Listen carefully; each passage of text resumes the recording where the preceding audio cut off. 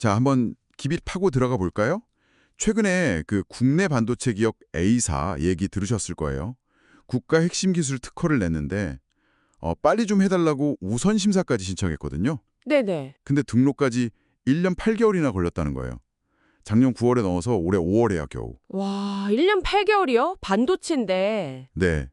이게 뭐 속도가 생명인 기술 경쟁에서 진짜 심각한 문제 아니겠습니까? 그렇죠. 시간이 돈인데. 그래서 오늘은 저희가 여러분이 보내주신 자료들, 주로 이제 특허청이나 뭐 업계 데이터 인용한 기사들을 좀 보면서요. 한국 특허 심사가 왜 이렇게 자꾸 늦어지는 건지, 특히 국가 미래가 달린 이 전략기술 분야에서요. 네. 어떤 영향을 미치는지 좀 집중적으로 파헤쳐 보려고 합니다. 이게 그냥 뭐 남의 얘기가 아니라 여러분께도 왜 중요한지 같이 한번 보시죠. 우선 이게 얼마나 심각한지 숫자로 좀 볼까요? 자료 보니까 반도체랑 디스플레이 분야 평균 심사 기간이요.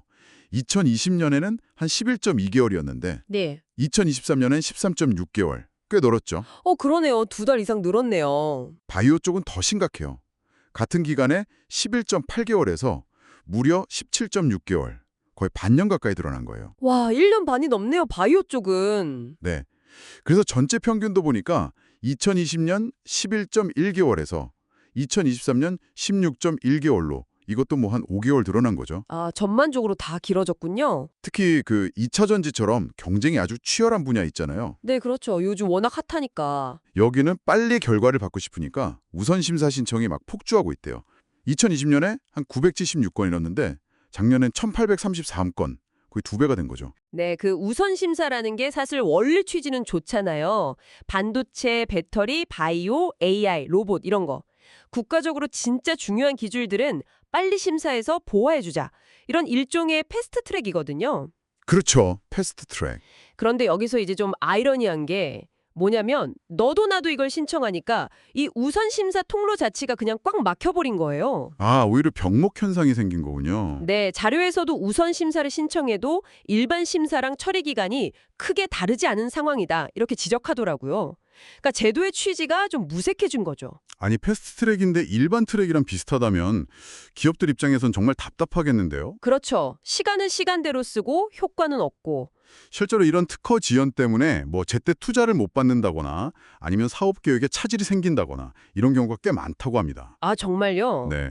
어떤 분석 보니까 특허 등록이 늦어질 때마다 한 건당 평균 한 3억 원 정도 손실이 발생할 수도 있다. 이런 추정치도 있더라고요. 3억 원이요? 건당?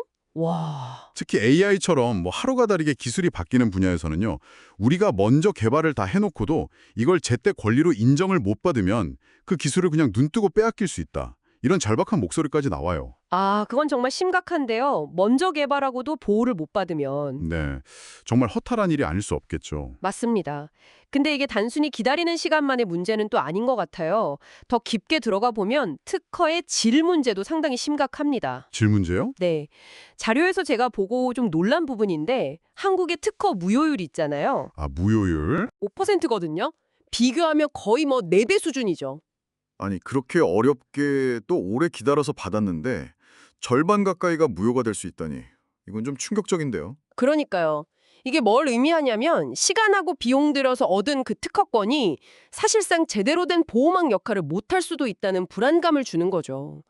기술 뺏길 걱정, 법적 분쟁 걱정 이런 위험이 커지는 거고요. 그럼 도대체 왜 이렇게 심사도 늦어지고 또 어렵게 받은 특허마저 부실한 경우가 이렇게 많은 걸까요? 원인이 뭘까요? 자료들에서 공통적으로 지적하는 가장 큰 원인이 있습니다. 바로 심사관 인력 부족이에요. 아, 결국 사람이 문제군요. 네, 한국특허청 심사관 1명이 처리해야 하는 특허 건수가요. 세계 최고 수준이랍니다. 세계 최고 수준이에요? 네, 중국 심사관보다 2배, 그리고 미국이나 유럽 심사관보다는 3배나 많은 업무량이래요. 3배요? 와, 그걸 다 처리한다는 게 가능한가요?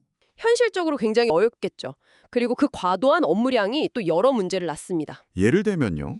예를 들어서 특허를 낼 때 대리인인 변리사들이 심사관하고 기술적인 내용에 대해서 좀 긴밀하게 소통을 해야 하잖아요. 네, 그게 중요하죠. 근데 심사관들이 너무 바쁘니까 통화조차 힘든 경우가 많다는 게 현장의 목소리예요. 아, 연락 자체가 잘 안 되는군요. 그렇죠.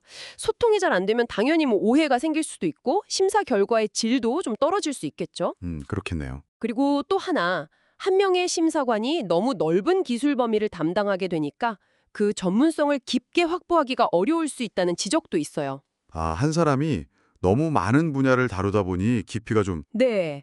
업무량이 워낙 많으니 한 분야를 깊게 파고들 시간이 부족할 수 있고 이게 결국 아까 말씀드린 그 높은 무효율하고도 연결될 수 있다는 분석이죠. 자, 그럼 이 모든 내용을 좀 정리해 볼 필요가 있겠네요.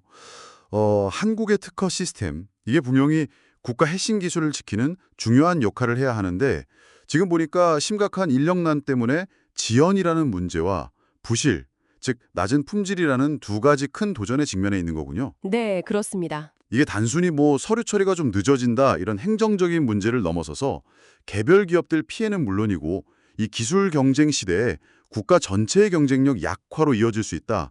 이런 경고 등으로 좀 봐야 할 것 같습니다. 맞습니다. 그래서 여기서 이제 중요한 질문이 생기는 거죠. 어떤 질문일까요? 기술 발전 속도는 앞으로 점점 더 빨라질 거고 특허 출원도 계속 늘어날 텐데 과연 단순히 심사 관수를 늘리는 것만으로 이 문제를 근본적으로 해결할 수 있을까 하는 겁니다. 인력 충원만으로는 한계가 있을 수 있다. 네, 어쩌면 더 근본적인 고민, 그러니까 시스템 자체에 대한 고민이 필요할지도 모릅니다. 이렇게 빠르게 변하는 기술 환경에 맞춰서 특허 심사의 질과 속도, 이 두 마리 토끼를 다 잡으면서 우리의 소중한 지식 재산을 어떻게 하면 효과적으로 보호할 수 있을까? 그 시스템적인 혁신 방안은 과연 무엇일지 우리 모두 한번 깊이 생각해 볼 필요가 있겠습니다.